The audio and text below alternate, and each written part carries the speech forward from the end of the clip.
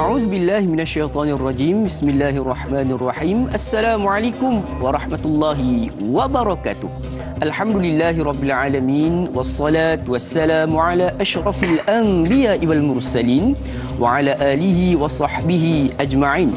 Allahumma iftah 'alaina hikmataka وانشر علينا من خزائن رحمتك يا أرحم الراحمين رب اشرح لي صدري ويسر لي أمري واحلل عقدة من لساني يفقه قولي اللهم فقهنا في الدين وعلمنا التأويل واهدنا إلى صراطك المستقيم صراط الذين أنعمت عليهم من النبيين والصديقين والشهداء والصالحين وحسن أولئك رفيقا يا أرحم الراحمين سبحانك لا علم لنا إلا ما علمتنا إنك أنت العليم الحكيم آمين يا رب العالمين. Apa khabar sidang penonton sekalian? Selamat pagi, sabahul khair, good morning diucapkan kepada sidang penonton rancangan Bual Bicara Soal Jawab Agama nombor 1 di Malaysia. Tak lain tak bukan, Tanyalah Ustaz, biar tahu, jangan keliru. Alhamdulillah, pertama-tamanya seperti biasa kita panjatkan kesyukuran kita kepada Allah Subhanahu Wa Taala sebab tanpa dengan keizinannya maka kita pada pagi ini mungkin sudah pun tidak bernafas. Mungkin juga pada pagi ini kita tidak dapat bersama-sama berkumpul di dalam taman-taman syurga menerusi rancangan Tanyalah Ustaz pada pagi ini untuk kita terus menimba ilmu, untuk kita mendapatkan bekalan agar setiap bekalan ini, bekalan ilmu dan juga amalan yang kita lakukan ini menjadi saksi yang terbaik insya-Allah sewaktu mana kita berada di hadapan Allah Subhanahu Wa Taala kelak. Mudah-mudahan pertemuan kita pada pagi ini membawa 1001 rahmat dan keberkatan daripada Allah Subhanahu Wa Taala dan juga mudah-mudahan dengan pertemuan kita pada pagi ini dalam rancangan Tanyalah Ustaz menjadi asbab dipermudahkan segala urusan kita pada pagi ini.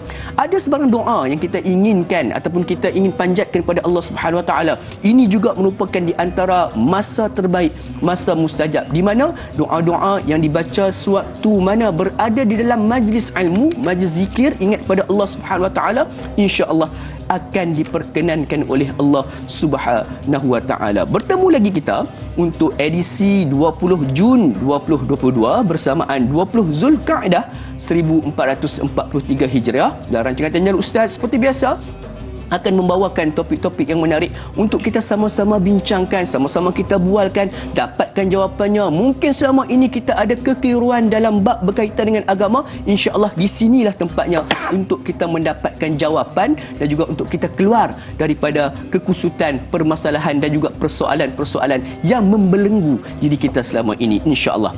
Jadi sidang penonton sekalian, bila mana kita menyebutkan majlis ilmu, ianya merupakan salah satu perkara yang cukup penting dalam kehidupan kita, di mana sekiranya kalau kita lihat ada satu pepatah Arab yang menyebut innamal a'malu ilmu tanpa amalan tidak akan diterima, ataupun ilmu tanpa amalan ibarat pohon tidak berbuah, maka ia menjadi sia-sia. Jadi sudah semestinya kita bila mana beramal di dalam satu amalan tersebut, kita mahukan amalan itu diterima oleh Allah Subhanahu Wa Taala. Jadi pada pagi ini Tanyalah Ustaz membawakan topik berkaitan dengan amalan yang ditolak. Apakah bentuk-bentuk amalan yang ditolak? Insya-Allah pada pagi ini kita akan sama-sama mempelajarinya, dan bersama dengan saya pada pagi ini salah seorang tokoh yang cukup hebat, ayahanda kita semua dan juga murabi kita semua, insya-Allah, yang akan membincangkan dan juga menjawab soalan-soalan pada sidang penonton sekalian, iaitu yang berbahagia Al-Fadil Ustaz Roslan Muhammad kita. Assalamualaikum ya.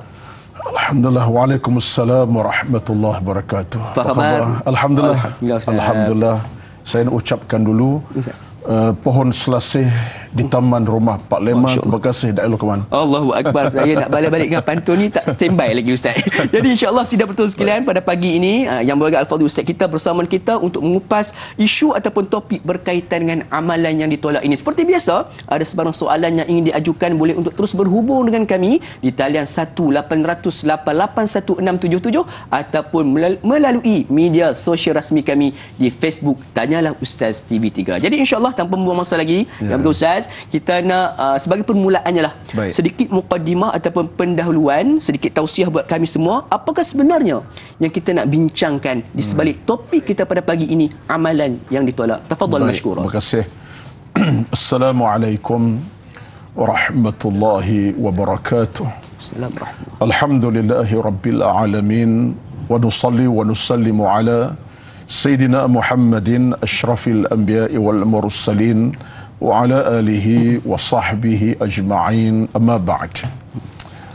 Seluruh kehadiran para penonton di pagi ini dan tak dilupai ananda saya Da'i Luqman yang bersama dengan kita pada pagi ini.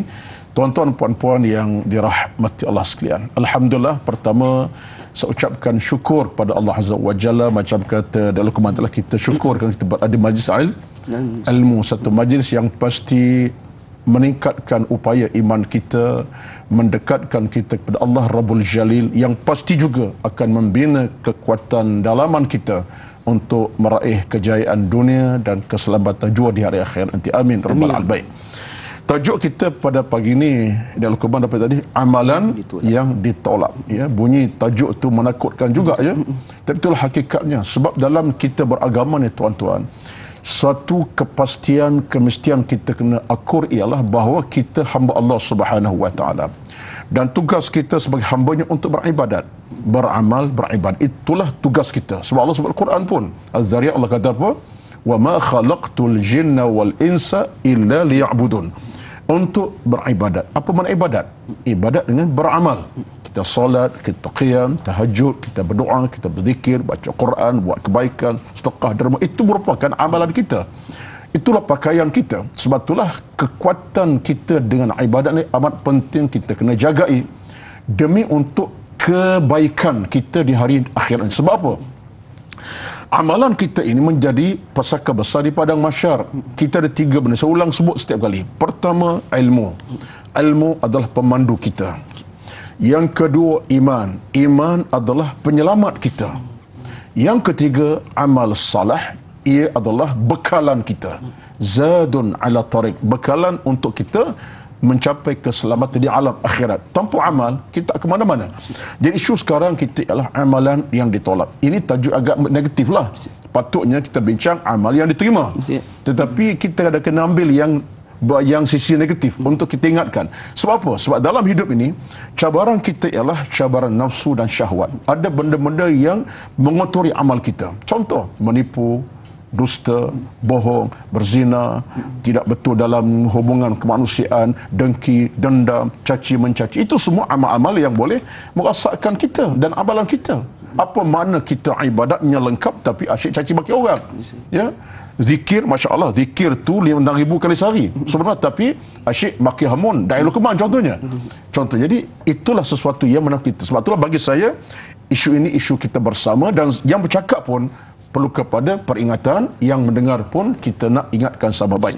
Yang keduanya tuan-tuan, sebab kita mukadimah lagi ni, belum ada soalan. Yang keduanya ialah yang pasti kata para ulama, menurut Al-Imam Ibnu Qayyim Al-Jauziyah, amal salah ini ada syarat-syarat untuk Allah terima. Bukan Allah mudah-mudah terima saja, tapi ada prasyaratnya.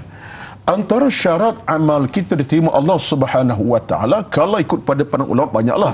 Imam Ibnul Qayyim pun sebut, Nawawi pun sebut, disebutkan oleh para ulama salafun salih. Saya rangkumkan saja di antara syarat amal salih kita untuk Allah terima ialah syurut qabulil amali salih. Itu bahasa Arabnya, syarat Allah terima amal salih kita ini, baik solat, sembahyang, qiyam, tahajud kita dengan zikir. Pertama ialah kita musliman. Kita orang Islam. Mesti kita ni orang Islam. Arti kalau kita non-muslim, kebaikan kita buat tidak masuk dalam kalangan Allah terima. Sedekah ke derma, sebab tu mesti muslim. Yang keduanya ialah mesti ada keikhlasan, ayyakuna mukhlisan. Muslim dah satu, tapi kerja kita mesti ada keikhlasan. Sebab neraca ikhlas tuan-tuan, neraca yang Islam angkat dalam banyak cerita dalam Al-Quran, bahkan hadis. Sebagai contoh dalam Quran kata apa? Fa'budillaha mukhlisan lahuddin, surah Az-Zumar. Ayat yang kedua Allah kata apa? Sembahlah aku, kata Allah, ibadat padaku dengan penuh keikhlasan dalam kamu beribadat. Baik. Yang ketiga, antara syarat Allah terima amal kita, kata ulama, ialah muwafaqatul amal li muqtada asy-syar'i. Amalan kita sesuai dengan syariat agama. Kalau muslim saja Da'i Luqman, muslim baguslah kita. Kedua, dah ikhlas dah. Tapi yang ketiga ni tak sesuai dengan syariat. Apa maksudnya? Amalannya apa? Pergi rompak harta orang. Allah. Tapi niatnya bagus. Apa niatnya? Nak derma kat masjid. Tapi rompak harta orang, pergi gaguk beg orang. amal tu tak sesuai dengan syarak, salah tu. Walaupun dia Muslim, ikhlas dah. Ikhlas, aku curi harta orang nak derma ke masjid, bukan main nak bagi anak yatim makan.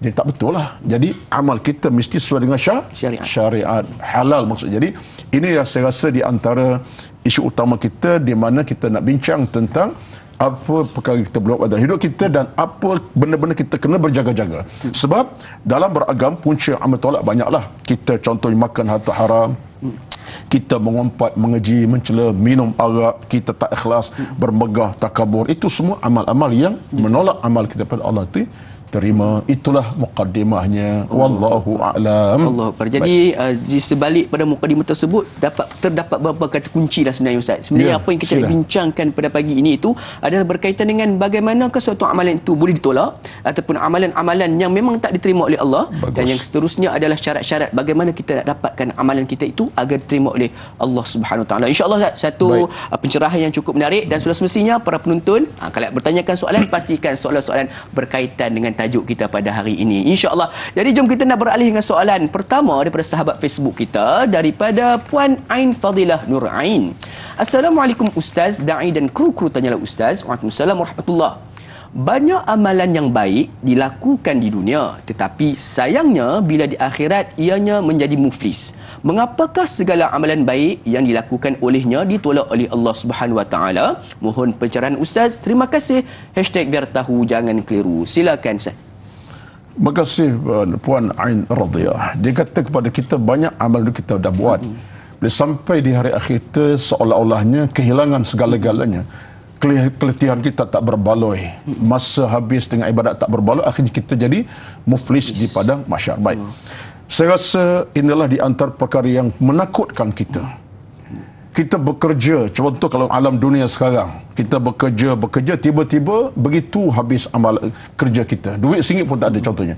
Tuan-tuan sekalian, sebab itulah dalam hal ini menariknya kata Al-Imam Asy-Syaukani, seorang tokoh besar, dia kata apa? Dikata dalam kita nak menjadikan amal kita amal yang berbekas, yang menapak bekasnya di hati kita bahkan di pada masa nanti, kita yang pertama sekali ialah pastikan, ini di antaranya, saya sebut banyak tapi sikit antaranya ialah Masyarakat ni kata pastikan amal kita dibangun di atas keikhlasan. Sebab itulah neraca ikhlas ni terlalu amat penting. Dalam Quran Allah sebut kepada kita, wama umiru illa liya'budullaha mukhlishina lahuddin, Al-Bayyinah ayat yang kelima penghujung tu. Tengah-tengah tu diperintahkan beribadat kata Allah, ikhlas kepada aku. Jadi neraca ikhlas ni tuan-tuan, neraca yang utama sekali. Tapi ikhlas bukan benda yang dibuat-buat. Datang daripada 3 sumber biasanya. Ikhlas datang dari 3 sumber. Yang pertama, ikhlas datang dari sumber ilmu. Sebab orang tak ada ikhlas kalau ilmu tak ada. Mesti ilmu. Yang kedua, ikhlas datang dari sumber keyakinan kepada Allah Subhanahu Wa Taala. Dia buat kerja tu kerana Allah. Aku baca Quran ke, aku infak harta ke, sumbang bagi yatim makan ke, untuk Allah, kerana Allah, bukan kerana untuk tunjuk kepada ilmu aku kaya raya, tidak. Ada tujuan begitu rupa. Yang ketiganya ialah untuk kita dapat keikhlasan, itu sumber utama kita ialah kita sentiasa serah kepada Allah Subhanahu Wa Taala. Dia begini tuan-tuan ya, ini agak panjang jawapan saya sebab penting. Sebab kita tak nak jadi muflis di pada masyarakat. Kita kena serah kepada Allah. Sebab kita kekuatan tak banyak dalam hati kita. Sebab kita minta kepada Allah, ya Allah tolongku ya Allah. Ialah kita dah elokman, ujian kita paling berat ialah ujian nafsu syahwat kita. Ada orang kadang-kadang suma'ah, riak biasa berlaku ya. Orang derma 10, dia derma 100. Dia tanya pula, berapa derma tadi tu? Nampak sikit, aku banyak hari ni. Contoh, derma dah, tapi jiwa kita kadang sakit. Jiwa kita ada masalah, musibah dalaman. Jadi yang ketiga, kita kena serah kepada Allah. Ya Allah, aku dah buat satu amalan. Ya Allah, Engkau tahu tentang hatiku, ya Allah. Kita merayu meratap. Dan Allah tidak pernah mengecewakan orang-orang yang merayu kepadanya. Betullah kita dengan Tuhan kedekatlah. Ini 3 syarat utama untuk kita mencapai amal kita ikhlas dan tidak muflis. Ini sebagai jawapan. Yang berbaki, jangan ke mana-mana lah. Kita akan bincang lagi insya-Allah. Jadi serahkan kepada Allah Subhanahu Wa Taala. La haula wala quwwata illa billah, seperti mana kata ustaz juga, iaitu kita ni tidak ada daya. Dalam bahasa agama itu tawakal. Tawakal, bertawakal kepada Allah Subhanahu Wa Taala. Insya-Allah kita dah berusaha, seterusnya kita serahkan segala-galanya kepada Allah Subhanahu Wa Taala. Insya-Allah. Jadi banyak lagi yang kita nak bincangkan ustaz pada pagi ini berkaitan dengan topik kita, amalan yang ditolak. Namun sebelum tu, sidang putus sekalian, sahabat-sahabat jangan ke mana-mana, kekal bersama kami. Kembali sebentar saja lagi Tanyalah Ustaz, biar tahu jangan keliru.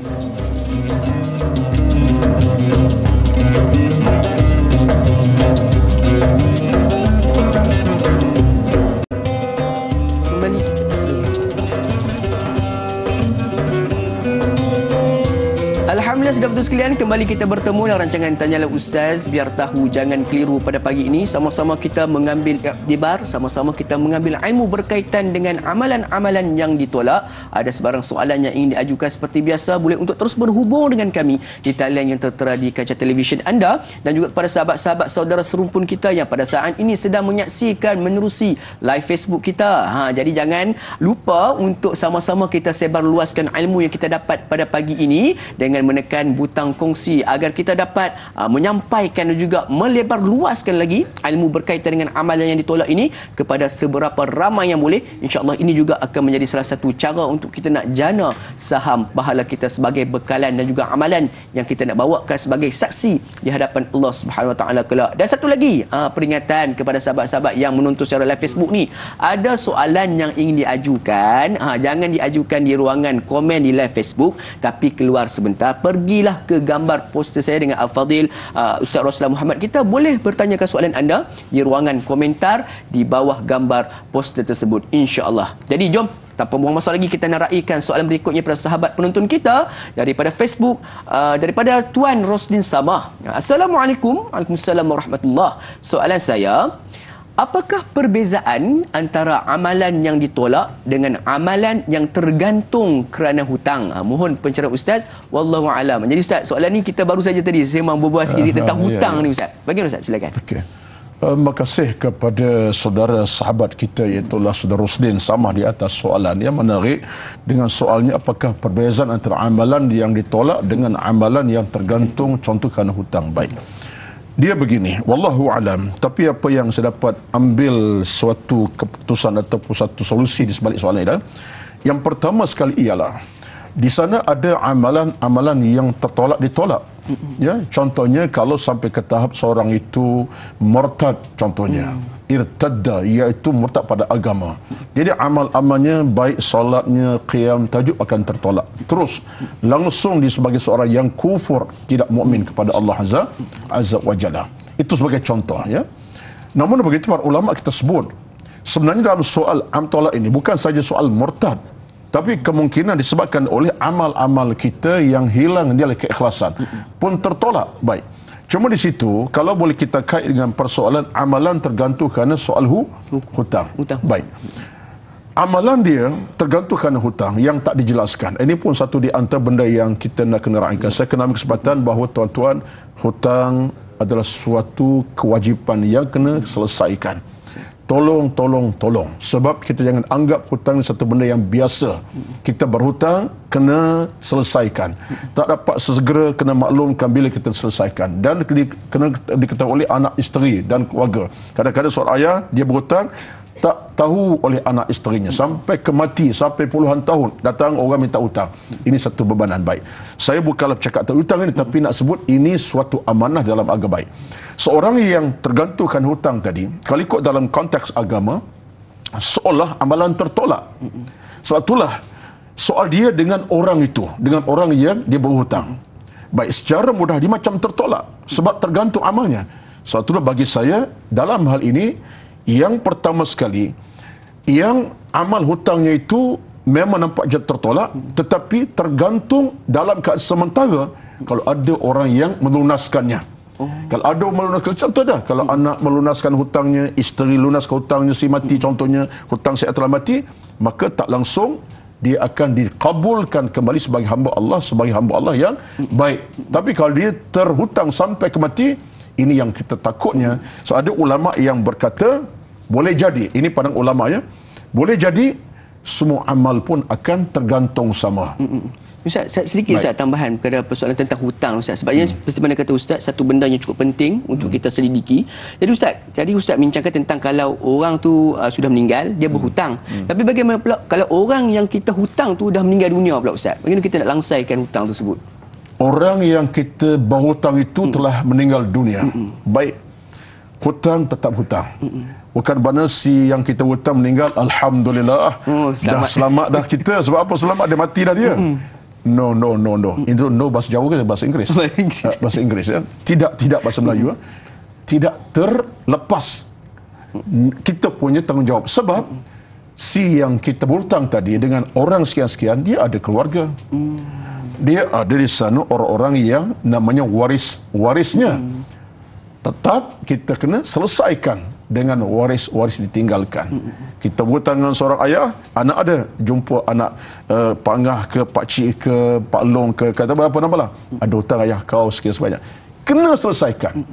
Tapi dalam situasi kalau anak-anak si mati, memang mereka sebut pada si yang berhutang, tak apalah, kami rasa oleh kerana kami telah mati, kami halalkan sebagai pihak waris, selesailah. Tapi kalau anak dikata, ya hutang banyak mana? 10,000. Kami nak kena bayar lah. Jadi ini satu isu. Baik, kita nak sebut sikit lagi tentang isu tadi. Jadi soal sekarang ialah amalan ditolak, musnah kalaulah kerana murtad tadi contohnya. Murtad agama ni keluar. Tapi kalau dalam hutang ini, kalau dilunaskan, maka amal semati tetap akan jadi baik, mulia, dan amal solatnya tetap akan diangkat sebagai amal solat baginya. Wallahu a'lam. InsyaAllah. Jadi dah berhutang tu kena pandai bayar balik. Jadi janganlah kita ni waktu mana nak berhutang tu Ustaz, kan kebanyakan daripada kita ni mudah, tapi bila mana nak melunaskan hutang tu, masya-Allah, kadang-kadang kalau mula berhutang tu bukan manis lah. Betul Ustaz, kan bukan manis, tapi bila ni muka semua dah jadi masam dan sebagainya. Allahu akbar. Jadi jangan kita jadi begitu, insya-Allah. Jadi sidang putus sekalian, mudah-mudahan terjawab soalan tersebut daripada Tuan Rosdin kita. Jadi pada saat ini kita ada pemanggil talian Ustaz. Jadi kita nak raikan. Assalamualaikum. Waalaikumsalam warahmatullahi wabarakatuh. Dai Luqman dan juga Ustaz Ruslan Muhammad. Saya Umar Abdul Majid dari Felda Cini Timur 3, Pekan Pahang. Assalamualaikum Ustaz dan Dai. Waalaikumsalam warahmatullahi wabarakatuh. Apa khabar Tuan Haji Omar? Alhamdulillah saya sihat. Dai dan Ustaz sihat ya. Alhamdulillah sihat. Saya dah 2 kali bersiaran sebelum ni tak dapat dengar suara Haji Omar ni. Alhamdulillah dah tahu sihat tu, alhamdulillah rasa tenang. Jadi silakan soalan pagi ni Tuan Haji Omar. Ya, tahu sekali saya jawab dari soalan Dai tadi. Bukan senang nak masuk dak tunggu si talian ya. Dai Luqman, ini pun ada rezeki lah, nasib baik ada lah, boleh lah. Alhamdulillah ada rezeki saya. Jadi soalan saya begini Ustaz, kita sedia maklum ni, kadang-kadang kita ni okey, mulut tu okey, hati pun okey, bersih. Persoalannya apabila amalan kita buat dengan hati bersih, mulut pun tak mengata korang, kata Ustaz tadi. Jadi apa semua okey, hati, mulut, hati semua okey. Soalannya, ini persoalannya, kadang-kadang kita ni buat amalan banyak Ustaz, di rumah sana sini sedekah dan juga solat okey, semua okey. Masalahnya kita ada sifat yang dikatakan munafik ini Ustaz. Kadang-kadang saya pun ada sifat ni. Ini yang jadi masalah sikit ni. Jadi soalan saya, apakah kita bersifat dengan sifat munafik ini ada dalam diri kita? Amalan kita juga boleh tertolak ke dengan sifat mazmumah yang ada pada dalam diri kita, iaitu sifat munafik ni Ustaz? Itu soalan saya Ustaz dan Dai. Terima kasih banyak Ustaz dan Dai. Assalamualaikum. Waalaikumsalam warahmatullahi wabarakatuh. Terima kasih Tuan Haji Omar kita. Satu soalan yang cukup menarik dan juga penting sebenarnya, sebab sifat munafik ni kadang-kadang dilakukan tanpa kita sedar Ustaz. Bagaimana Ustaz? Silakan.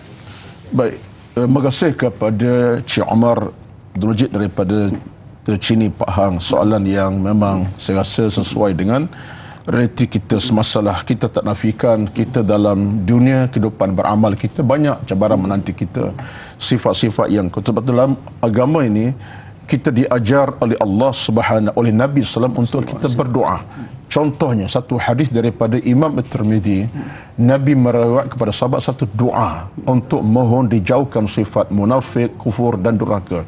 Hadis ini tuan boleh tengok dalam sahih daripada hadis Imam Tirmizi. Nabi ajar kita, Allahumma tahhir qalbi minan nifaqi wal kufri wal asyani. Allahumma, ya Allah, tahhir qalbi, tolong ya Allah bersihkan hatiku daripada sifat munafik. Wal kufri, daripada kufur kepadamu. Wal asyan, durhakakanmu. Ini 3 perkara yang boleh membunuh kehidupan beragama kita, yang boleh merosakkan amal kita, boleh tertolak pun. Yang pertama ialah munafik, yang kedua kufur, ketiga asyan, durhaka. Jadi ini doa Nabi, Allahumma tahhir qalbi minan nifaqi wal kufri wal asyani. Baik itu kita ambil bahagian dari sudut amalan kita. Tolong, dan saya kira doa ini doa yang warid daripada hadis Nabi SAW dan kita amalkan. Baik, cuma yang kedua tadi, bila Cik Umar tanya tentang persoalan tersebut, amalan banyak dengan sedekah derma, dengan zikir tasbih tahmid, dengan tolong orang, bantu orang, dengan si qiyam tahajud, dengan solat, macam-macam lah. Kita ni insya-Allah warna tu ada, insya-Allah. Mudah-mudahan itulah warna kita. Tapi hati okey, mulut okey, tapi sebut munafik. Sekarang ni kita bukan setakat berdoa saja. Batulah kekuatan kita kalau ikut kepada pandangan Al-Imam Al-Hasan Al-Basri dalam suatu bicara beliau yang saya tengok daripada beberapa amalan utama yang dinukilkan oleh Al-Hasan Al-Basri, seorang tokoh besar tasawuf, ya, seorang tokoh besar, bahkan para ulama menggelarkan sebagai ketua kepada orang-orang di kalangan ulama tabi'in, Hasan Basri. Baik, kata Hasan Basri, untuk kita menjana kembali amal kita yang mulia, lebih mulia untuk Allah terima dan dijauh daripada benda-benda yang merosakkan, beliau sebut ada 3 atau 4, saya sebut 2 lah sebab saya nak berkongsi yang lain pula kemudian. Kata Al-Hasan Basri, yang pertama sekali ialah kita sentiasa berusaha buat amal-amal ini secara berterusan. Maknanya kita jangan terhenti dalam kita beramal. Kadang-kadang datang sifat munafik, kadang-kadang datang sifat riak. Jangan terhenti, teruskan. Yang pertama, kita istimrar. Kita berterusan tanpa henti. Yang kedua, ini penting tuan-tuan. Yang kedua, kita sentiasa iringi dengan istighfar. Sebab kata Hasan Basri, istighfar adalah merupakan pintu utama untuk diampunkan kesalahan kita by cash, bukan back data. Allah boleh terima, Allah boleh ampun by cash, terima. Kita buat salah waktu pagi, Allah boleh ampun belah petang. Buat salah belah malam, boleh Allah ampun belah pagi. Allah terima. Sebab itulah iringkan dengan istighfar. Itu sebab dalam satu hadis yang lain daripada Imam Tirmizi juga, Nabi sabda, ittaqillaha haitsuma kunta wa atbi'i sayyi'atal hasanata tamhuha wa khaliqin nasa bi khuluqin hasanin. Nabi kata apa? Kamu takwa sungguh-sungguh di mana berada. Yang kedua, iringkanlah amal yang buruk itu dengan amal soleh. Buat tak elok, ya, tak elok tadi munafik ke nak riak, Nabi kata iringkan segera dengan amal soleh. Jadi masalah buatlah mungkin sedekah derma, istighfar. Contoh istighfar, ya Allah aku tersilap, ya Allah kenapalah aku buat kebaikan tapi ada juga nifak dalam hati. Mudah-mudahan kata Hasan Basri, dengan istighfar itu Allah tidak akan mengecewakan. Sebab dalam hubungan ini kita jelas dalam Al-Quran Allah sebut dengan terang kepada kita, yukaffir ankum sayyiatikum wa yudkhilkum jannatin tajri min tahtiha. Allah akan ampunkan dosa kamu, syurga menanti. Jadi Cik Omar, ini semua adalah peringatan buat diri saya dan kepada kita semualah. Mudah-mudahan yang baik terus berjalan, yang buruk akan kita kuburkannya dengan kita ingat kepada Allah tadi, kemudian kita istighfar kepadanya. Wallahu a'lam. Allahu akbar. Jadi iringi amalan dengan istighfar. Allahu akbar. Jadi mudah-mudahan amalan kita terima oleh Allah SWT dan juga dosa-dosa kita diampunkan, insya-Allah. Terima kasih jawapan daripada yang Ustaz, kepada Tuan Haji Omar kita. Jadi saudara sekalian, ada lagi yang kita nak bincangkan berkaitan dengan amalan tolak ni. Namun sebelum tu kita berhenti berjeda sebentar. Jangan ke mana-mana, teruskan kekal bersama kami dalam rancangan Tanyalah Ustaz. Biar tahu, jangan keliru, kembali sebentar sahaja lagi, insya-Allah.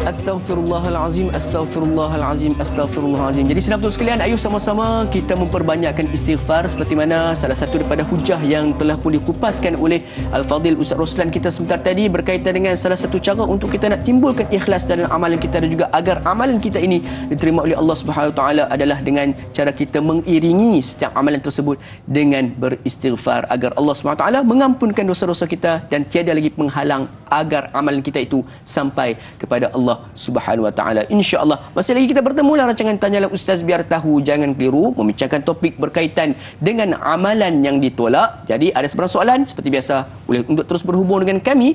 Jadi sebelum itu silap sekalian, Ustaz, kita nak raikan soalan berikutnya daripada sahabat Facebook kita, daripada Puan Nora Zikin Muhammad Yusof. Assalamualaikum. Waalaikumsalam warahmatullahi wabarakatuh. Tajuk amalan yang ditolak. Soalannya, adakah amalan yang ditolak akan bertukar kepada dosa? Terima kasih. Hashtag biar tahu jangan keliru. Satu soalan yang bermain di dalam fikiran ramai pada penonton kita, Ustaz. Silakan. Soalannya, apakah amalan ditolak akan bertukar kepada dosa? Menarik soalan ini. Tuan-tuan sekalian, bila kita bercakap tentang amalan yang ditolak, bermakna amalan itu bersebab untuk ditolak. Contoh kita katalah sebagai contohnya, seorang itu rajin beribadat, rajin jaga solatnya, rajin jaga qiyam tahajudnya. Tiba-tiba dia dengan mak ayahnya tak berapa nak elok hubungan. Berkata kasar kepada bapanya, tak indah kepada ayah dan ibunya. Maksudnya dia jaga solat, ibadat, zikir kalau duduk tu bukanlah setengah jam, mungkin berjam-jam. Quran dibaca bersusurah. Tapi dalam hubungan dengan mak ayah, uquq al-walidaini. Sedangkan dengan mak ayah kita wajib taati, wa qadha rabbuka alla ta'budu illa iyyahu wa bil walidayni ihsana. Kita ihsan. Ihsan dengan maksud bukan saja bercakap baik, tapi rapati, dekati, jangan berkasar, tunjukkan sifat hemah dengan mereka dan seumpamanya. Jadi apakah amalan tolak tadi berdosa? Jawapan ya. Sebab bila kita buat ibadat, tiba-tiba ada di sana benda-benda yang menghalang kepada kita ultima, dosa lah. Jadi maksud ke situ bermakna, sebab itu dalam konteks agama ni, itu satu di antara cabang penting. Kata Al-Imam Ibnu Qayyim Al-Jauziyah daripada kitabnya Zadul Ma'ad, ada satu perbahagian dibincangkan ialah bagaimana dosa-dosa ini adalah bebanan sebenarnya. Dosa adalah beban. Bahkan Al-Imam Az-Zahabi mengarang kitab namanya Al-Kabair, disedarkan 76 dosa besar dalam Islam. Bahkan dalam muqaddimah kitab boleh sebut Imam Zahabi, dosa ini suatu wahana, satu benda yang paling besar, virus yang boleh membunuh segala-galanya. Jadi bila dosa kita buat, dalam keadaan kita buat amal soleh sekalipun, kita takut kesucian amal soleh kita terjejas ke dosa tadi. Contoh tadilah, buat ibadat baik, tapi dengan mak ayah kita tak jaga. Ataupun sudut yang lain, katalah contohnya Da'i Luqman, buat yang baik banyak tapi memakan makanan haram, contohnya rezeki masuk yang haram, duit ringgit masuk haram, tapi kita bertasbih juga. Jadi kita bimbang semua amal kita menjadi kesalahan si Allah Azza wa Jalla. Sebab itulah penyucian hati ini penting. Sebab tu dosa ni tuan-tuan satu benda yang kita nak kena ketepikan, kena jauhkan. Sebab itu dosa ini obatnya adalah dengan kita bertaubat dan kita beristighfar kepada Allah Subhanahu wa taala. Wallahu alam. Puan Rashikin. Allahu akbar. Jadi mudah-mudahan terjawab soalan pada Puan Rashikin. Sedikit tambahan pada soalan, tapi sebelum tu Ustaz, kita nak raikan pemanggil talian pada saat ini. Assalamualaikum. Waalaikumsalam warahmatullahi wabarakatuh. Siapa talian? Anis bin Yusuf nak ajukan soalan dengan Ustaz ya. Ya, Ibu Siti Sumia, silakan soalan pagi ini insya-Allah. Ya, Assalamualaikum Ustaz dan Dai yang dirahmati Allah. Assalamualaikum warahmatullahi wabarakatuh. Ustaz, macam ni kan, amalan yang ditolak tu adakah sama dengan yang gugur amalan Ustaz? Maknanya dua-dua tu hilang.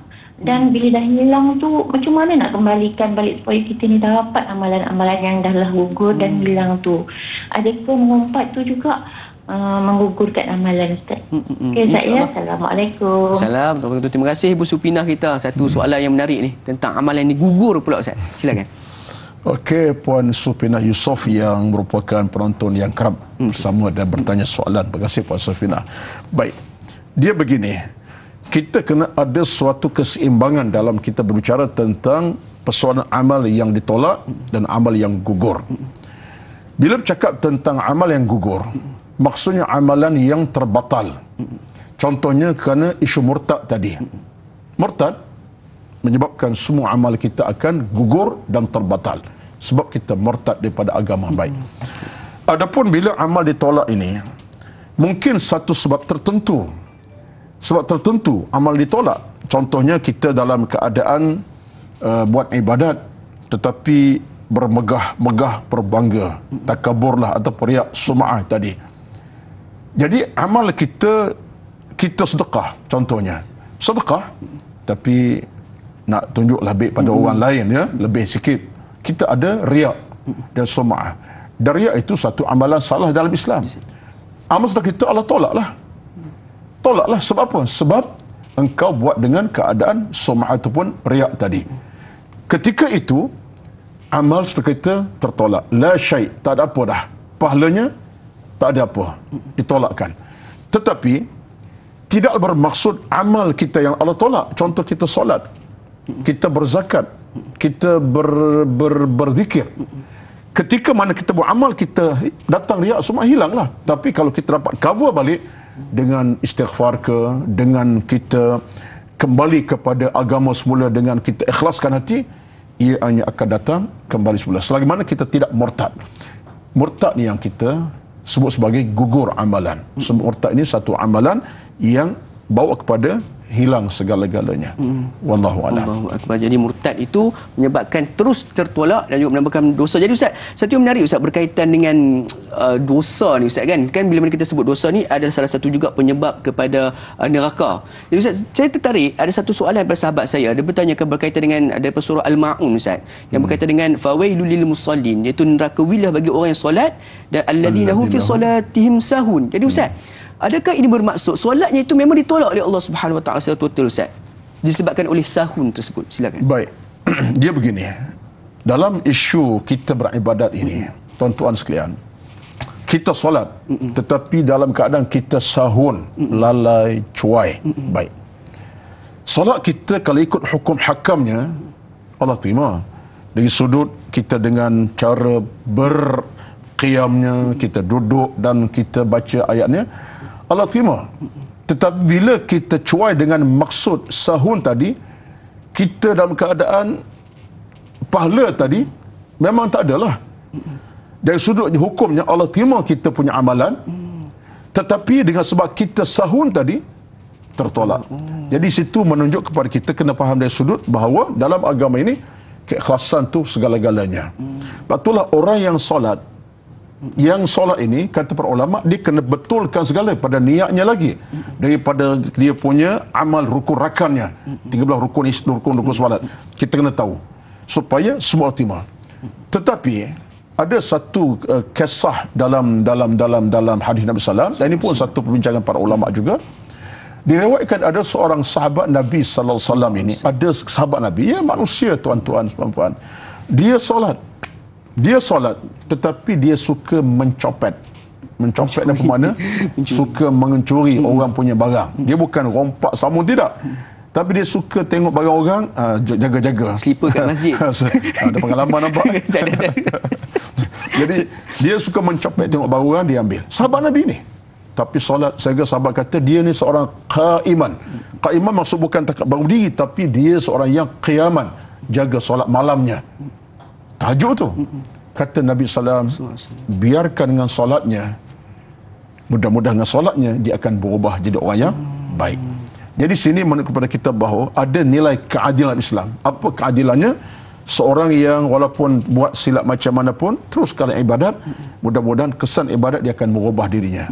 Masuklah tadi juga, padahal di sudut agama Allah tolaklah, tetapi sebenarnya orang yang terus jaga ibadat, mudah-mudahan hatinya makin bercahaya dan makin baik, akhirnya kembali pulih kepada Allah Subhanahu Wa Taala.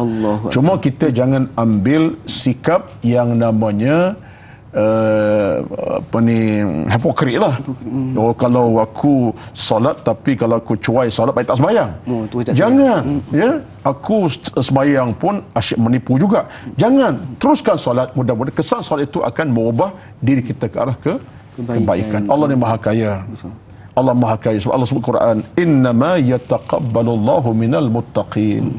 Allah terima amalan orang bertakwa. Jadi kita nak capai takwa, kita usahakanlah insya-Allah. Amin. Berterusan dengan solat. Jadi agar solat kita itu insya-Allah tidak mustahil akan mengubah kebaikan dan juga memberikan kebaikan kepada diri kita insya-Allah. Jadi terima kasih Ustaz di atas jawapan tersebut. Mudah-mudahan sahabat yang bertanya pada saya tu terjawablah soalannya itu. Teruskan bersolat, jangan kita terus terbuai dengan dosa kita. Mudah-mudahan solat kita itu akan menjadikan kita menjadi lebih baik di kemudian harinya insya-Allah. Jadi banyak lagi yang kita nak kupas berkaitan dengan amalan yang ditolak ini. Apakah lagi bentuk amalan yang ditolak? Jangan ke mana, teruskan kekal bersama kami Sinar Betul sekalian.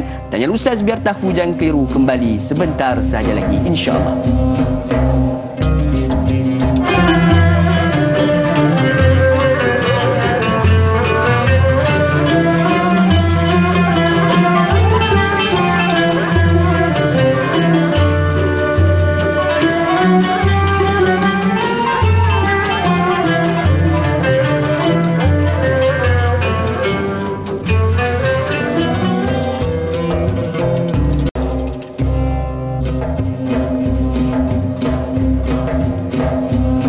Alhamdulillah, sedang betul sekalian, kembali kita bergabung dalam Taman-Taman Syurga pada pagi ini menerusi rancangan Tanyalah Ustaz biar tahu, jangan keliru. Membicarakan topik berkaitan dengan amalan yang ditolak. Mudah-mudahan pertemuan kita pada pagi ini mendapat keberkatan pada Allah SWT, dan juga ilmu yang kita dapat pada pagi ini akan memberikan kita satu inspirasi untuk menambah, nak meningkatkan lagi kualiti amalan-amalan kita agar setiap amalan yang kita lakukan itu diterima oleh Allah SWT. Dengan cara bagaimana? Kita elakkanlah daripada melakukan amalan-amalan ataupun perbuatan-perbuatan yang mampu menyebabkan amalan kita itu tertolak insya-Allah. Ada sebarang soalan?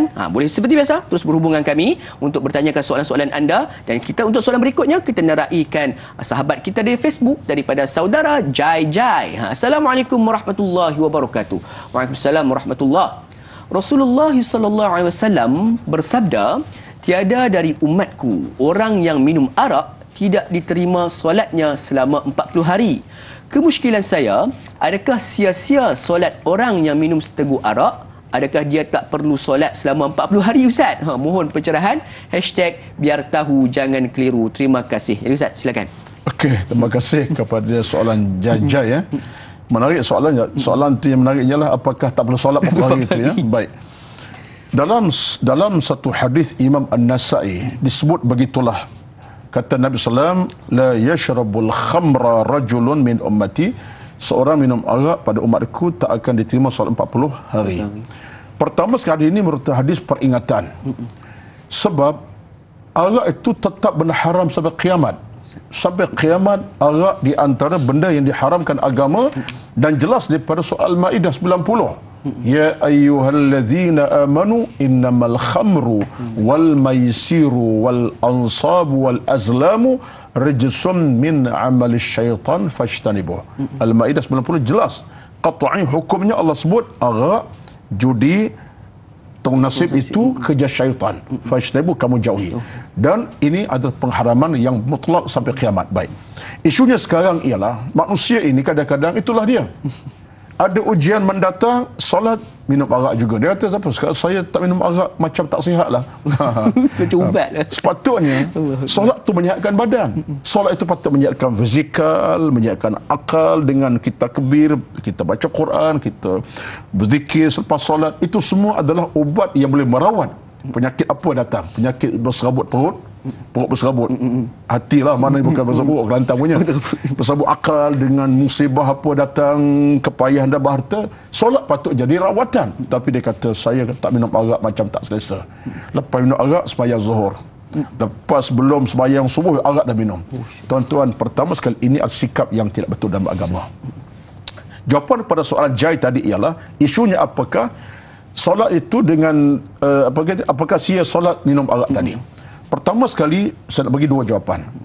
Yang pertama sekali, bila Nabi sebut tak 40 hari, ya, wallahu alam, saya tak dapati syarahan yang detail, saya pun cari, Allah Maha Kaya, ya. Ini satu peringatan yang bersifat tahdid, ugutan. Sebab kita solat adanya kebersihan hati dan jiwa. Tiba-tiba minum arak. Minum arak merosakkan hati dan jiwa. Arak suatu benda yang menjadi virus kepada jiwa dan hati kita. Jadi maknanya di situ kita kena ingat bahawa kalaupun kita terlibat dengan minum arak sekalipun atas sebab kelemahan kita, tetaplah kita kena balik kepada Allah Subhanahu wa taala. Maksudnya solat teruslah solat. Dalam kita bersolat kita ingat aku dah buat silap, lepas solat kita bertaubat. Persoalannya Allah Maha Kaya. Sebab iringan istighfar dengan amal dosa ini satu iringan yang tak ada masalah. Buat dosa belah pagi, malam taubat.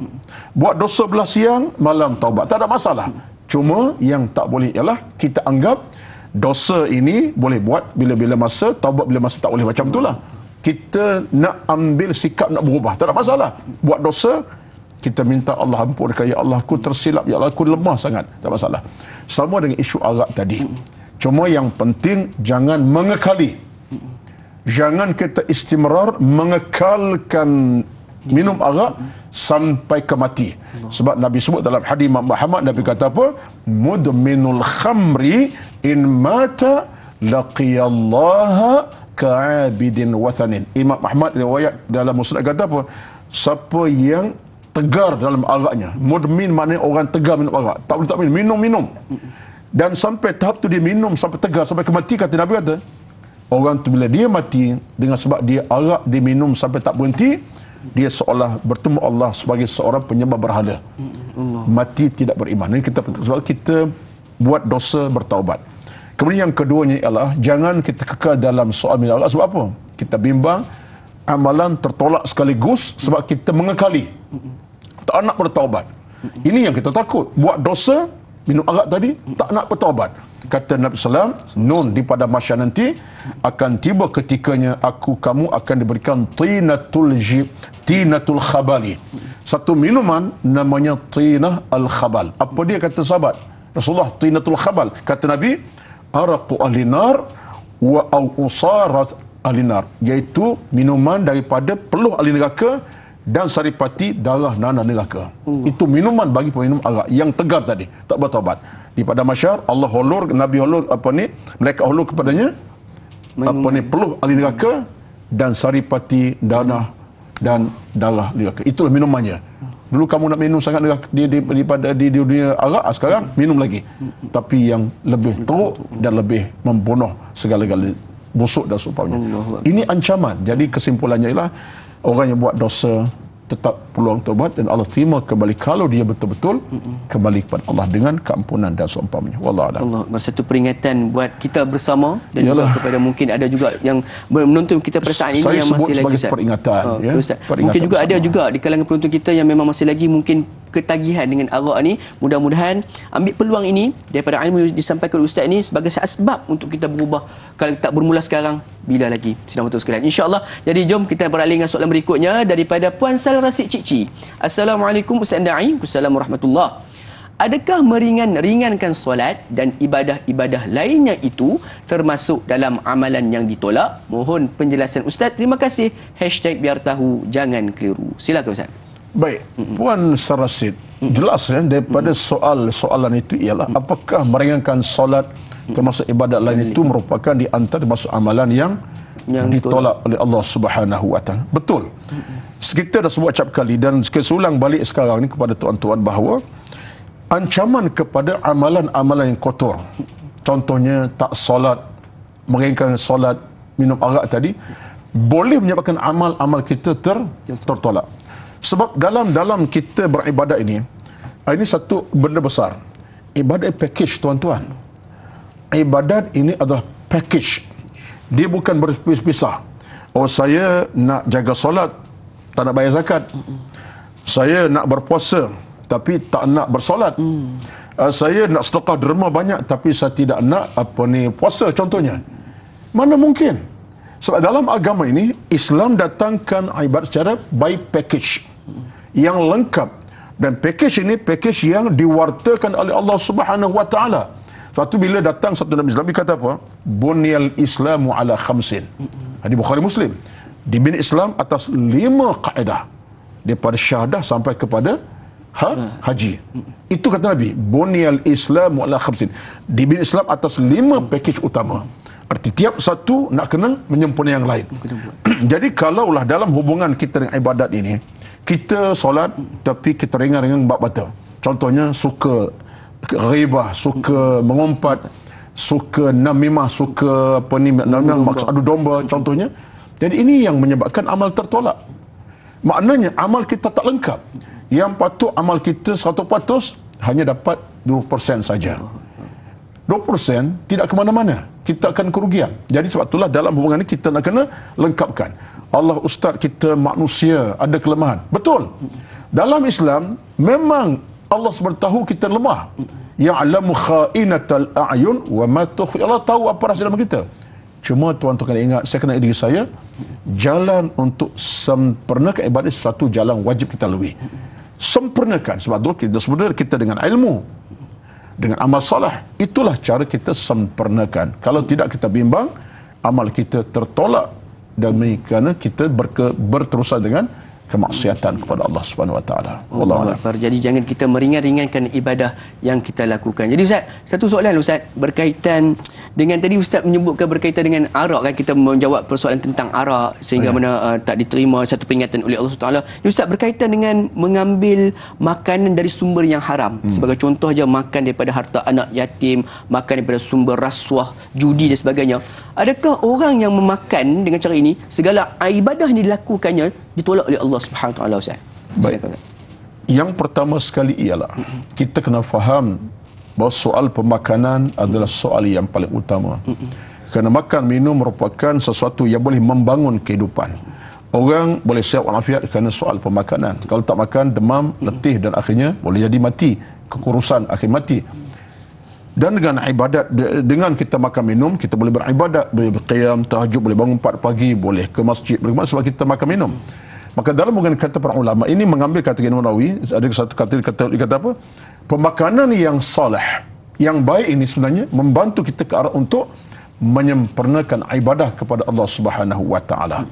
Sebab bila makanan halal masuk, hati kita bercahaya. Bila makanan yang halal masuk, jiwa kita lapang dan tenang. Bila makanan kita yang halal masuk, kita dipermudahkan ibadat. Itu sebab dalam Al-Quran sebut kepada kita, ya ayyuhallazina amanu kulu min tayyibati ma razaqnakum. Hei orang beriman, kata Allah, makanlah makanan yang baik-baik yang kami rezekikan kepada kamu. Demikian ayat yang lain. Contohnya Allah kata apa? Ya ayyuhan nas kulu mimma fil ardi halalan tayyibah. Hei manusia semua, makanlah di atas bumi ini yang halal, yang baik-baik. Baik. Berdasar kepada soalan Da'i Luqman tadi ialah tentang sumber yang haram. Sumber itu sendiri. Apakah tertolak amal kita? Ya benar. Boleh jadi kalau kita ambil punca rasuah contohnya, ataupun menipu harta orang, cara zalim, makan harta yatim, amal kita boleh tertolak. Contohnya, kalau kita pergi ke Mekah, ibadat di Mekah, tapi harta kita bawa daripada mana? Sumber yang haram. Duit rasuah contohnya puluhan ribu, kita ambil harta anak yatim yang kita patut jaga haknya, kita pergi ke Mekah, amal haji kita Allah tolak. Kita bacalah labbaik Allahumma labbaik, jawab al-malaikat, tak ada labbaika, tak ada labbaika, tak ada. Kita sebut labbaika, aku datang pada Allah. Jadi sumber tu penting. Sebab itulah sesuatu haram makan minum ini boleh jadi asbab kepada tertolak amal-amal kita. Termasuklah kita pakai pakaian solat contohnya, daripada kopiah sampai ke stokin contohnya, sampai suralam sekalipun puja haram. Amal kita boleh tertolak. Sebab itulah kesucian tu penting. Inilah sebab dalam agama kita kena ambil kepekaan tinggi, terutama dalam bab halal haram makan minum. Sebab itulah kata Al-Imam Hasan Basri, antara neraca yang paling besar dalam ibadat kita ialah persoalan harta. Makan minum kita mesti halal. Saya rasa saya akan sentuhlah kalau ada masa sekejap lagi, insya-Allah. Wallahualam. Jadi di sini Ustaz dapat kita rangkumkan bahawa sebenarnya kesucian sebelum kita nak melakukan ibadat itu bukan bermaksud hanya sekadar bersih pakaian, bukan sekadar fizikal semata-mata, bahkan dalaman dan juga sumber yang kita makan dan sebagainya itu juga perlu kita sucikan juga, insya-Allah. Jadi saudara sekalian, satu peringatan yang cukup baik untuk kita bersama. Jadi banyak sebenarnya kalau kita kira-kira balik ni, adakah amalan kita ini diterima ataupun ditolak oleh Allah Subhanahu Taala. Jadi sahabat sekalian, kita nak mengupaskan berkaitan dengan itu, namun sebelum itu kita nak melabuhkan tirai terlebih dahulu di TV3. Jangan lupa untuk saksikan 30 minit ekstra eksklusif sebentar saja lagi TV9, dan jangan Ustaz biar tahu, jangan keliru kembali sebentar saja lagi, insya-Allah.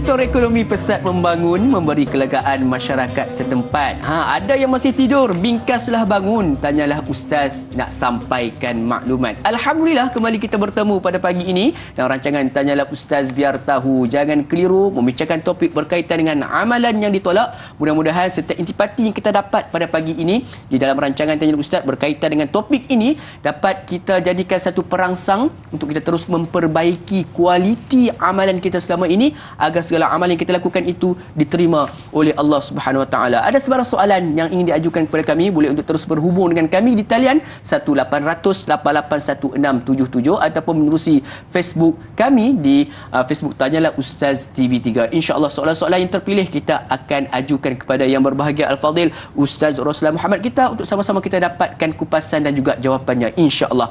Jadi jom sidang penonton sekalian, Ustaz, kita nak raikan soalan berikutnya daripada Puan Rahizah. Assalamualaikum Ustaz Da'i, semua kru-kru yang bertugas dan semua sahabat-sahabat. Waalaikumsalam warahmatullahi. Mohon perkongsian ilmu dari Ustaz Da'i. Bagaimanakah caranya untuk menghindari sifat riak di dalam melakukan ibadah agar ianya diberikan keikhlasan hati oleh Allah untuk melaksanakannya? Terima kasih daripada Kak Zah Chenor Pahang. Silakan Ustaz. Okey, Puan Raizah alias Kak Zah Chenor Pahang ya. Untuk hindari sifat riak, kita dah sebut di awal-awal mukadimah tadi bahawa ancaman yang besar dalam konteks amalan kita bila ada benda-benda yang unsur dalaman, penyakit hati, disebut dalam bahasa tasawuf al-amrad al-qulub, penyakit hati. Maka ar-riya, takabbur ataupun sum'ah, suka nak tunjuk-tunjuk, bahkan an-namimah, suka adu domba, ataupun al-ghaibah, seperti suka suka mengumpat, mencela. Ini semua di antara amrad al-qulub, penyakit-penyakit hati yang datang daripada kesilapan kita sendiri. Sebab kita bagi ruang pada syaitan masuk. Yang pertama. Yang keduanya ialah dalam hubungan ini memang kita kena takut. Sebab contoh kalau riya itu di ulama kita sebut sebagai ini di antara syirik kecil. Asyirkul asghar, ya. Bila sebut syirik kecil, mana syirik menduakan Allah Subhanahu Wa Taala. Sedangkan dalam konteks agama ini, tiap amalan kita kena ikhlas, hanya kan Allah. Sedekah, derma, baca Quran, tasbih, tahmid, qiyam, tahajud, mengaji ilmu lillahi taala, bukan kerana orang, bukan kerana sesuatu yang lain. Nak sampai tahap itulah susah ni. Kadang-kadang bila sampai tahap kita buat sesuatu, kalau orang tak puji tak selesa kot. Nak derma aku banyak, dia sikit. Sebab tu dalam hubungan ini, tuan-tuan, yang utama sekali Nabi beri peringatan kepada kita. Sebab Nabi kata apa?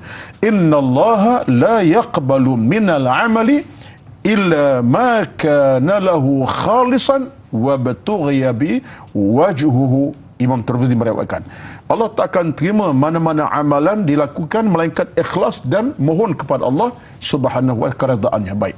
Jadi tuan-tuan, kalau kita dah hindar sifat riak ini, saya nampak ada 4 perkara yang telah digaris pandu para ulama kita. Yang pertama sekali ialah tanamkan dalam hati kita, kita tak nak amalan kita amalan yang zero ataupun kosong, habaan mansura. Tanam dalam hati kita, aku letih buat kerja, baca Quran, tasbih, tahmid, sedekah, tapi tiba-tiba kosong. Tak nak. Orang bekerja malam siang pagi petang nak kepada gaji kan. Ada orang kerja tapi tak gaji tak nak. Saya ingat orang tu something wrong, tak kena lah. Ya, kerja gaji tak nak. Saya gaji tak payah, saya nak kerja saja. Ada something tu. Mungkin dia tak cukup oksigen ke, dia ada masalah. Ikhlas terlebih. Ikhlas lebih ya. Ikhlas tak bertempat. Bila kita bekerja kita nak gaji. Kalau tak boleh sikit, banyak. Tak boleh banyak, sikit. Contoh sesuai dengan kerja kita. Baik. Yang pertama ialah kita kena letak kita, aku nak buat ibadat kerana Allah supaya Allah kabulkan. Tak nak percuma. Baik, yang keduanya ialah 4 tadi kan. Untuk dari ialah kita kena letak dalam hati kita bahawa biar Allah yang melihat kita, bukan orang melihat kita. Amal kita yang Allah melihat. Kita buat amal kecil macam mana, Allah tahu. Siapa yang buat amal kecil mana, kata Nabi SAW, dia akan nampak nanti. Mana Allah tak akan sembunyikan amal kita sekecil mana, dia akan tahu. Hamba ku buat kerana aku, bukan kerana orang. Yang kedua. Yang ketiganya ialah kita letak dalam hemah kita beribadat, kita takut ancaman akhir Allah Subhanahu wa taala. Kita takut ancaman neraka. Letak tuan-tuan. Kalau aku buat ibadat tiba-tiba neraka menanti aku, apa makna? Yang ketiga. Yang keempat, kita sentiasa hiasi dengan istighfar dan taubat pada Allah. Bermakna kita kena sentiasa hidupkan suasana kita untuk kita istighfar. Buat satu ibadat, rasa macam dah terasa riak ada, istighfar pada Allah Azza wa Jalla. Ini di antara amal-amalan yang diajar para ulama, tapi yang penting kata ulama kita rahmatullah ajmain, kata apa?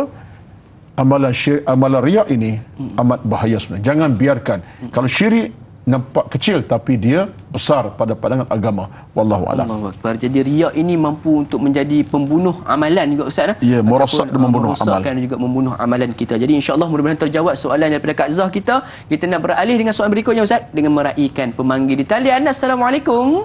Waalaikumsalam warahmatullahi wabarakatuh. Ya Kak Ya, apa khabar? Bukan Kak Yat, saya Siti Rohani. Ibu Siti Rohani dah suara lebih kurang sekali. Ibu Siti Rohani apa khabar? Alhamdulillah. Alhamdulillah. Silakan soalan pagi ini Ibu. Ya. Assalamualaikum Ustaz dan Dai. Assalamualaikum warahmatullahi wabarakatuh. Saya ingin bertanya biar tahu jangan keliru. Tadi Ustaz dah mengatakan sebab hutang ya. Orang yang telah berhutang dengan kita, tapi dia tak tahu sekarang di mana, kita tak tahu. Tak hidup lagi, entah dah mati ya. Jadi kalau kita cari pun tak jumpa. Jadi kita halalkan saja tanpa pengetahuan dia orang yang telah berhutang. Adakah gugur hutang dia?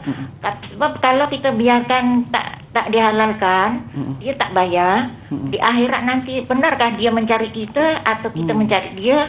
Bila dah dihalalkan, dia tidak akan mencari kita. Itu aja soalan saya Ustaz. Assalamualaikum warahmatullahi wabarakatuh. Terima kasih Ibu Siti Rohani kita, yang pemanggil wanita kita, ibu-ibu kita ni suara lebih kurang. Sebab tu kadang-kadang terkeliru sikit Ustaz. Jadi Ustaz, berbalik pada soalan Ibu Siti Rohani tu berkaitan dengan dah tak jumpa pula. Dia bukan berhutang, dia dihutangkan oleh orang tersebut tapi tak jumpa dah Ustaz. Bagaimana? Silakan. Pertama sekali dalam hukum beragama, bila-bila masa sekalipun, sebaik-baik dan seafdal manusia ialah yang boleh memaafkan. Itu di antara tindakan yang paling diajar agama. Baik kita berbalah dengan orang, kita bertengkar, kita bermusuh, hatta kita ada orang hutang kita, contoh orang hutang kita, dia telah meninggal, mungkin telah pergi jauh, mungkin dia lalai, dia lupa, mungkin dia buat tak tahu. Satu hari kita kata saya maafkan, saya halalkan, itu lebih afdal. Sebab itulah kata Al-Imam An-Nawawi rahmatullah, seorang yang cukup hemahnya, yang hemahnya kuat. Hemah ni maksud apa dalam bahasa Arab? Hemah ni ialah dia punya kemantapan hatinya, itu hemahnya tinggi. Dia tengok orang dalam kacamata sayang kasih. Katalah contoh, saya ambil contoh, ini antara apa yang saya baca daripada beberapa tulisan. Orang tu mungkin hutang kita sekian banyak, tapi kita rasa dalam satu ketika dia berhutang tu kerana tertekan.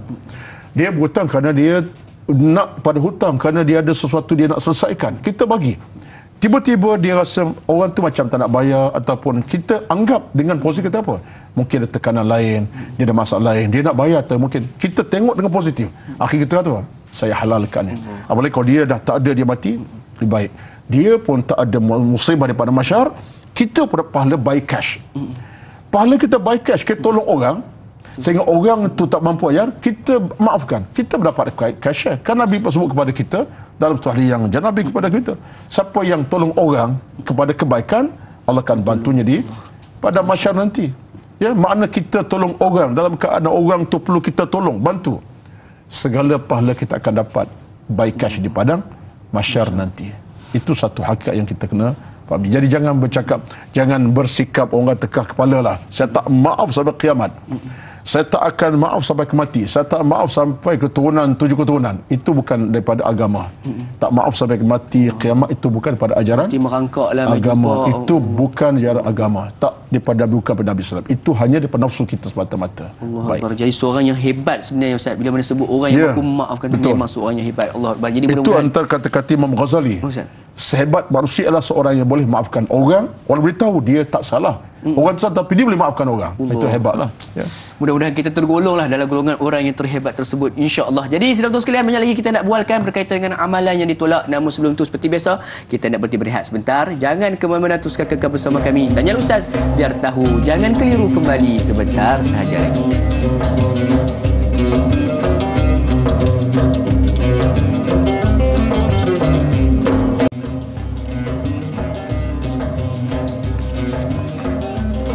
Alhamdulillah sidang betul sekalian, kembali kita bertemu di dalam segmen yang terakhir untuk episod pada pagi ini, membincangkan topik berkaitan dengan amalan yang ditolak. Terima kasih kerana kekal sehingga ke penghujung rancangan untuk Tanya Ustaz pada hari ini. InsyaAllah mudah-mudahan pertemuan kita pada pagi ini diberikan pelbagai kenikmatan oleh Allah Subhanahu Wa Taala, insyaAllah. Jadi tanpa masa lagi Ustaz, kita nak raikan soalan berikutnya daripada Puan Laila di La Rosa. Assalamualaikum. Waalaikumsalam warahmatullahi.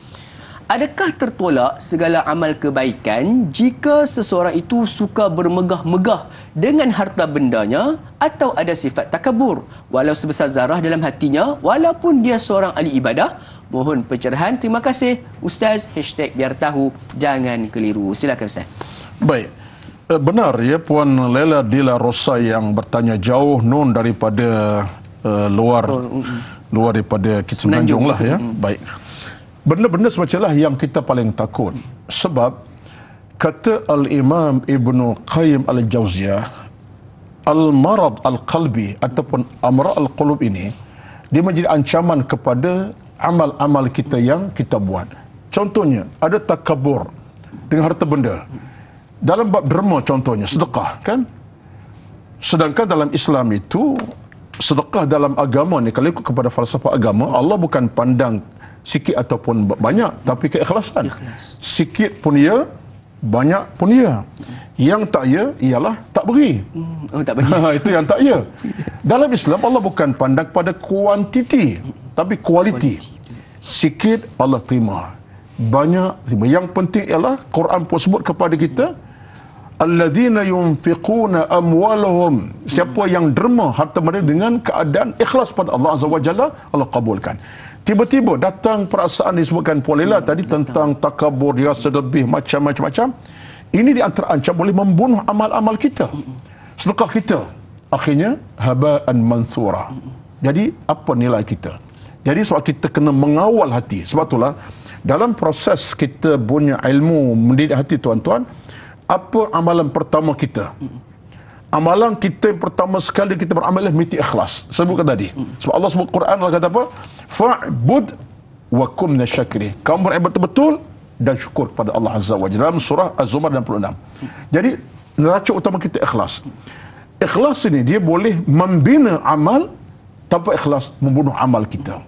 Jadi kalau kita dapat jaga amal kita ikhlas yang betul-betul jitu dan padu, maka tidak akan timbul takabur, tak akan timbul riya, angkuh, sombong, tak akan timbul. Yang ada ialah kita buat kerana Allah SWT. Itu satu. Yang keduanya ialah, dari Luqman dan juga Puan Laila di Rosa bertanya, kita kena faham bahawa setakat mana kita nak biarkan amal kita jadi haba'an mansura, jadi debu berterbangan. Sedangkan kita punya masa untuk beribadat, kalau ikut Imam Al-Ghazali, cukup singkat dan pendek. Pendek je masa kita beribadat ini, daripada siang ke malam manusia berapa lama sangat. Kita baca Quran, bukan belajar sampai 2 juz sehari pun kadang-kadang. Sibuk, kerja, pagi, petang kerja. Nak baca Quran 2 jam, kadang-kadang susah. Lepas itulah kita kena betul-betul jadikan amal kita ni mukhlishan liwajhillah subhanahu wa ta'ala. Ikhlaskan Allah subhanahu wa ta'ala. Kemudian yang keduanya ialah, di sudut yang soalan juga ditanya tadi, ialah saya nak sebut kepada Puan Laila di Rosa, soalan baik sebenarnya.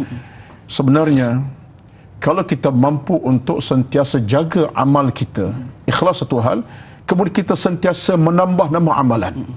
Sikit jadi banyak, banyak lebih banyak, itu lebih baik sebenarnya. Sebab mungkin kekurangan kita ialah, kekurangan kita kerana kita akan jadikan amal kita kurang, bertambah baik kerana kita memperbanyakkan. At-takthir, kita banyakkan ibadat. Itu pun disebut Imam Al-Ghazali. Dia kata makin banyak ibadat, makin baik daripada kita mengecilkannya. Memang Allah tak tengok benda besar kecil, tapi kita makin banyak beribadat, lebih baik untuk kita dapat habuan lebih besar pada Allah Subhanahu Wa Taala. Wallahu a'lam. Jadi Allah memandang kualiti berbanding dengan kuantiti. Betul. Dan juga itu ikhlas. Asasnya. Itu asasnya, dan juga Ustaz juga terangkan tadi, ikhlas membina amal, tak ikhlas membunuh amal. Mudah-mudahan beri satu perangsang buat kita untuk terus menambah baik amalan kita, insya-Allah. Jadi Ustaz, kita nak beralih dengan soalan berikutnya daripada Puan Rohaya Arifin. Assalamualaikum Ustaz Da'i. Assalamualaikum warahmatullahi. Soalan saya, bagaimana pula amalan anak yang derhaka dengan orang tua, selalu memarahi juga berkata-kata kesat dengan kedua orang tuanya? Adakah itu juga amalannya ditolak selamanya? Mohon pencerahan Ustaz dari Ras Sekincan. Satu soalan berkaitan dengan anak derhaka ni Ustaz. Silakan. Saya dah sebut tadi dalam soalan yang sama, soalan balik bahawa amalan durhaka mak bapak ini satu ancaman yang paling berat. Yang paling utama, kalaupun amal tak tertolak dia punya ibadat solat, tapi hilang keberkatan. Sebab radallah fi radal walidaini. Allah punya keredaan amat bergantung atas redha ibu dan ayah. Jadi kalau mak ayah dah tak redha di atas sebab kasarnya kita, buruk akhlak kita dengan dia, tak tegur siapa, tak nak jaga, tak beri perhatian, Nabi sebut Allah tak akan redha juga. Sebab Allah akan murka kepada orang yang buat kepada bapa. Jadi yang kita paling takut ialah kalaupun amal tak ditolak, kita hilang berkat dah cukup dah untuk menjahanamkan kita punya kenikmatan sebuah kehidupan. Kerja tak berapa nak sempurna, hidup tak selesa sebab hilang berkat itu. Dah hilang berkat, yang lain pun akan menjadi satu yang mengancam kehidupan kita. Jadi apa yang boleh sebut ialah kesan daripada kita dah ke mak ayah ni besar sekali. Sebab itulah ada sampai satu peringkat Nabi SAW ini hadis sebut, Nabi sebut kepada sahabat, ala unabbiukum bi akbaril kabair. Sukakah kamu kena bagi tahu tentang dosa besar? Dosa besar. Sahabat kata, bala Rasulullah, bahkan apa dia Rasulullah? Kata Nabi, uquq al-walidaini, iaitu durhaka pada ibu ayah. Dosa besar. Bila dosa besar, tuan-tuan, dia boleh membunuh amal kita yang lain. Bukan terhilang berkat, boleh merosakkan amal yang lain. Dosa besar. Wallahu a'lam. Jadi itu yang kita takuti. Jadi kepada anak-anak yang sedang menonton, pastikan kita tidak pernah terguris hati ibu ayah kita. Kalau ada, pastikan kita memohon kemaafan kepada mereka segera, dengan segera, insya-Allah. Jadi mudah-mudahan terjawab soalan tersebut. Kita beralih dengan soalan berikutnya daripada saudari Nur Yaya. Assalamualaikum Ustaz Da'i. Assalamualaikum warahmatullahi. Soalan saya, apakah tanda yang Allah Subhanahu Wa Taala perlihatkan pada seseorang bahawa dia menolak amalan hambanya, dan apakah natijah daripada penolakan amalan tersebut tanpa taubat dari seseorang itu? Mohon pencerahan Ustaz. Terima kasih. #biar tahu jangan keliru. Silakan Ustaz. Oh, cantik soalan Raya ni. Di penghujung-hujung ni, apakah di antara tanda Allah perlihatkan pada seorang itu dia tolak amalan hambanya? Tuan-tuan, kita dalam hidup ini, antara kunci utama yang Allah sebut dalam Al-Quran ialah ala bi dzikrillahi tatma'innul qulub. Ingat pada Allah, hati akan jadi tenang. Maksud ingat pada Allah bukan ingat begitu, tapi amalan kita buat amal ibadat dengan ikhlas, ingat pada Allah, sembahyang. Kata Tuhan, kata Allah Al-Quran, ala bi dzikrillah, dengan ingat pada Allah ini hati akan jadi tenang. Bila hati tenang ini, dia banyak benda-benda yang datang dengan kebaikan. Sebab tu bila hati tenang, mudah nak buat kebaikan. Tak payah nak suruh-suruh lagi dah. Nak sembahyang duha pun tak payah suruh-suruh.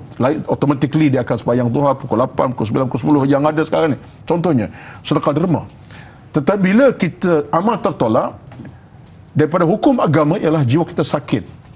Sebab tu dalam hal ini disebutkan para ulama, ini antara benda yang simple, tapi itulah kenyataan. Ulama kata hati kita ada tiga. Satu, hati yang hidup. Yang kedua, hati yang mati.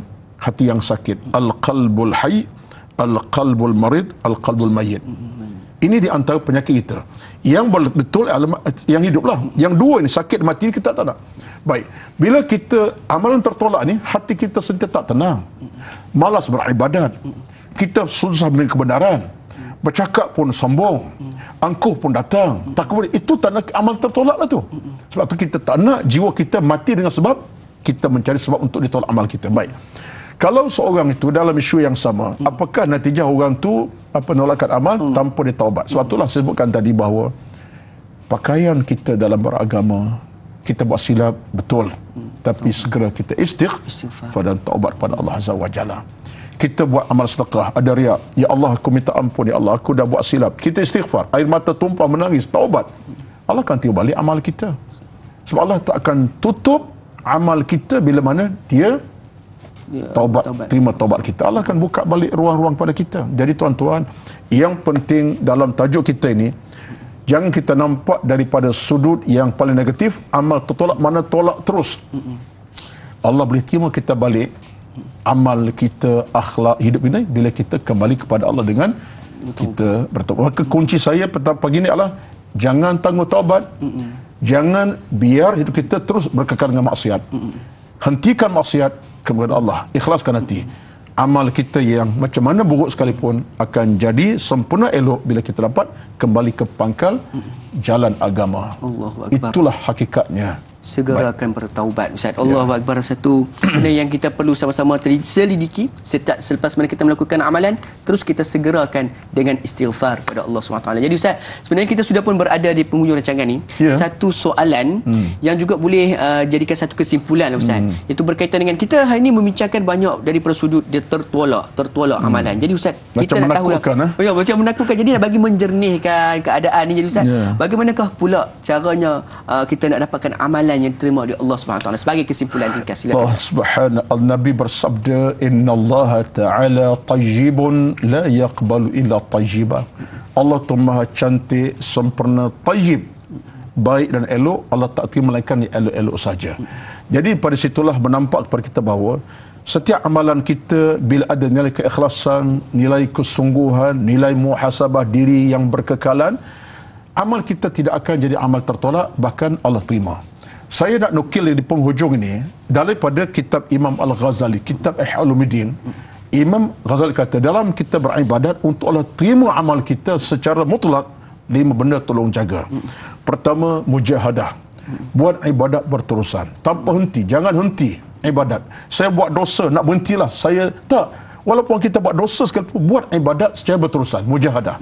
Jangan terhenti, sebab dia mudah-mudahan amal baik kita betul itu akan tolong kita, mujahadah. Yang keduanya lah, kita kena muhasabah diri, hitung diri, semak diri, di mana kekurangan kita perbaiki, di mana kelemahan kita tampalkan, di mana kebaikan yang banyak kita buat lagi, muhasabah. Ketika kita muraqabah, maka kita berhati-hati, berjaga-jaga, kita nak Allah redha, bukan Allah murka. Allah terima, bukan Allah tolak kita. Muraqabah Allah, sebab Allah muraqabah kita. Yang keempat, kita kena ada sifat namanya mu'atabah. Cela diri kita. Aku dah buat silap, ya Allah, aku bimbang, amal tolak, ya Allah, aku buat. Cela diri. Kenapa aku macam ni? Kenapa? Bukan cela kita pukul, bukan untuk muka, jangan. Kita tarik telinga seputus. Cela dengan maksud kita bercakap kita. Kenapa aku, ya Allah, jadi macam ni, ya Allah? Kenapa aku buat benda maksiat? Kenapa, ya Allah? Cela. Renung diri. Yang kelimanya ialah kita mu'aqabah. Mu'aqabah, kita bertindak atas diri kita. Ubah segera. Jangan tangguh-tangguh. Tak apa, tunggu besok lusa. Tak. Sekarang juga kita ubah kepada kebaikan daripada yang tak elok kepada baik. Ini 5 rahsia besar kalau kita nak Allah terima, dan pasti Allah tidak akan tolak amal kita. Sebab Allah sifatnya Tuhan yang maha pemurah lagi maha penyayang kepada kita.